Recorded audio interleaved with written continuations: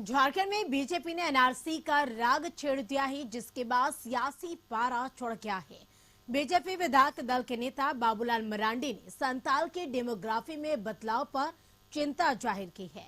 इस दौरान उन्होंने कहा कि अगली बार बीजेपी की सरकार बनी तो कम से कम संथाल में मिनी एनआरसी कराया जाएगा। बीजेपी विधायक बिरंची नारायण ने भी उनके बयान का समर्थन किया। उन्होंने मांग करते हुए कहा कि सरकार संथाल परगना में एनआरसी लागू करे। तो वहीं इस बयान पर जीएमएम प्रवक्ता मनोज पांडे ने कहा कि इस तरह का शिगुफा जब चुनाव नजदीक आता है तो छेड़ते रहते हैं। असम चुनाव में भी इस तरह की बातें करते थे, लेकिन वहां क्या हुआ। तो वहीं कांग्रेस के प्रदेश महासचिव राकेश सिन्हा ने कहा कि कर्नाटक चुनाव के हार के परिणाम का साइड इफेक्ट है।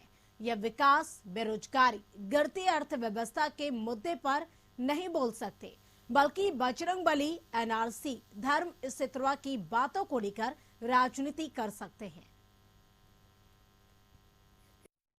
वास्तव में पाकुड़ से लेकर के साहेबगंज, संथाल परगना अधिक प्रभावित हुआ है।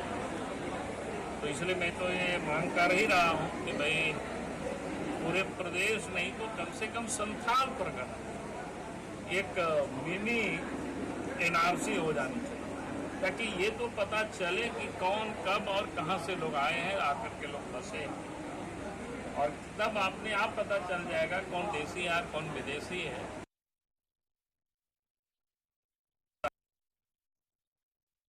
तो बाबूलाल मरांडी जी ने जो मांग किया है, मैं उसका पुरजोर समर्थन करता हूं। बल्कि हर दल को यह चाहिए कि झारखंड के हित में, हमारे हिंदू समाज की बहन बेटियों के हित में, झारखंड की आदिवासी जो हमारी बेटियां हैं, जो आदिम जनजाति बेटियां हैं, बहन हैं, उनके हित में एनआरसी लागू करें और पूरी कड़ाई से लागू करना चाहिए। अगर लेकिन मैं जानता हूं कि हेमंत सोरेन इसको कर नहीं सकते, क्योंकि उनको तो मुस्लिम वोट बैंक दिखता है। कांग्रेस ये कर नहीं सकती क्योंकि उनको मुस्लिम वोट दिखता है। 24 में भारतीय जनता पार्टी की सरकार बननी तय है। गुफा असम में छोड़ा था, क्या हुआ असम? ये एक हवा फैलाते हैं कि यहाँ रहना होगा तो कागज दिखाना होगा। अरे कागज तो देश की जनता मांग रही है। जो फर्जी डिग्रीधारी आपके पार्टी में है, उनसे ये डिग्री नहीं दिखाते हैं और मांगते हैं एनआरसी का कागज दिखाओ। देखिए, जहां तक घुसपैठ का बात है, ये टोटल केंद्र सरकार का फेल्योर है। आप एनआरसी की बात करते हैं, आप सिर्फ धार्मिक ध्रुवीकरण के लिए इस तरह के विषय को उठाते हैं। आपके पास कोई मुद्दा नहीं है, कोई विषय नहीं है। आप सिर्फ डिवाइड एंड रूल पॉलिसी पर चलते हैं। कर्नाटक में प्रधानमंत्री जी के लाख प्रयास के बावजूद कर्नाटक की जनता भारतीय जनता पार्टी को नकारने का काम किया। तो अब वो उसका जो साइड इफेक्ट है, वो भारतीय जनता पार्टी के द्वारा एनआरसी के माध्यम से चलाने का प्रयास किया जा रहा है। और यही कारण है कि झारखंड में एनआरसी का मुद्दा बाबूलाल जी ने उठा करके वोटों का ध्रुवीकरण करने का जो एक प्रयास किया है, तो स्वाभाविक तौर पे यह प्रयास भी इनका नाकाम रहेगा। अधिक जानकारी के लिए रांची से रुचि शर्मा हमारे साथ जुड़ चुके हैं। रुचि, झारखंड में बीजेपी ने एनआरसी का राग छेड़ दिया है। जिस तरीके से बाबूलाल मरांडी का बयान सामने आ रहा है कि अगर सरकार बनी तो संथाल में मिनी एनआरसी कराएंगे, इस बयान को किस नजरिए से देखा जाए? बिल्कुल, देखिए करिश्मा, बाबूलाल मरांडी ने कल भी और इससे पहले भी उन्होंने ये बातें कही थी मीडिया के समक्ष कि जब हमारी सरकार आएगी तो हम एनआरसी को लागू करेंगे। खास करके जो संथाल परगना है, वैसे क्षेत्र में जहां पर कि बांग्लादेश जो है वो एक रणनीति के तहत कार्य कर रहे हैं।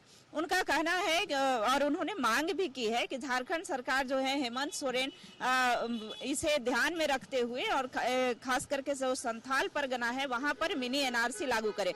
देखिए, बाबूलाल मरांडी ने उदाहरण देते हुए लव जिहाद और लैंड जिहाद का मामला सामने लाया था। उन्होंने कहा था कि लैंड जिहाद जो है वो एक साजिश के तहत किया जा रहा है। लैंड जिहाद के तहत बांग्लादेशी घुसपैठिए जो है या वैसे जो अल्पसंख्यक समुदाय के लोग हैं है वो आदिवासी जो बहन बेटियां हैं उसके साथ उसे पहले प्रेम जाल में फंसाते हैं, फिर उससे शादी करते हैं और उसे पंचायत स्तर पर चुनाव लड़वाते हैं। चुनाव लड़वा करके और उनकी जो जायदाद होती है, फिर उनके जो बच्चे होते हैं उनका धर्मांतरण करा करके, तो ऐसे में उनके संख्या जो है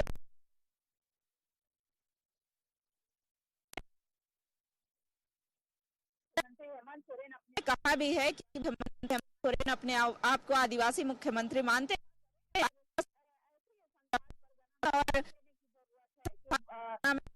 की जरूरत है कि देखिए बाबूलाल मरांडी ने ये सभी उक्त बातें कही है, तो उन्होंने कहा कि उक्त बातें कही।